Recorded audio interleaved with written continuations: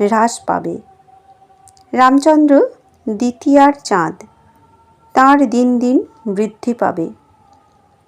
ঠাকুর গাত্রোত্থান করিলেন, বন্ধুবান্ধব সঙ্গে পণ্ডিত ভক্তিভাবে প্রণাম করিলেন। ঠাকুর ভক্ত সঙ্গে বিদায় গ্রহণ করিলেন। ঠাকুর ভক্ত সঙ্গে ঈশানের বাটিতে ফিরিলেন। সন্ধ্যা হয় নাই, ঈশানের নিচের বৈঠকখানায় আসিয়া বসিলেন। ভক্তেরা কেহ কেহ আছেন। ভাগবতের পণ্ডিত ঈশান, ঈশানের ছেলেরা উপস্থিত আছেন। ঠাকুর সহাস্যে বললেন, শশধরকে বললাম, গাছে না উঠতে এক কাঁদি, আরও কিছু সাধন ভজন করো, তারপর লোকশিক্ষা দাও। ঈশান বললেন, সকলেই মনে করে যে আমি লোকশিক্ষা দিই। জোনাকি পোকা মনে করে আমি জগৎকে আলোকিত করছি। তা একজন বলেছিল, হে জোনাকি পোকা, তুমি আবার আলো কি দেবে? ওহে, তুমি অন্ধকার আরও প্রকাশ করছ।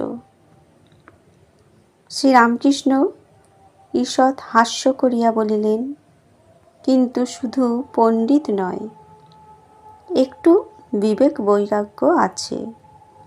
ভাটপাড়ার ভাগবতের পণ্ডিতটি এখনও বসিয়া আছেন।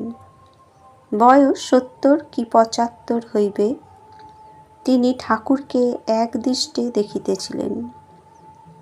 ভাগবত পণ্ডিত ঠাকুরের প্রতি বললেন, আপনি মহাত্মা। শ্রীরামকৃষ্ণ বললেন, সে নারদ, প্রহ্লাদ, সুখদেব, এদের বলতে পারেন, আমি আপনার সন্তানের ন্যায়। তবে এক হিসেবে বলতে পারেন, এমনি আছে যে ভগবানের চেয়ে ভক্ত বড়। কেননা ভক্ত ভগবানকে হৃদয়ে বয়ে নিয়ে বেড়ায়। সকলের খুব আনন্দ হলো। ভক্ত মোরে দেখে হীন, আপনাকে দেখে বড়। যশোদা কৃষ্ণকে বাঁধতে গিয়েছিলেন। যশোদার বিশ্বাস, আমি কৃষ্ণকে না দেখলে তাকে কে দেখবে। কখনো ভগবান চুম্বক, ভক্ত ছুঁচ। ভগবান আকর্ষণ করে ভক্তকে টেনে লন। আবার কখনো ভক্ত চুম্বক পাথর হন, ভগবান ছুঁচ হন।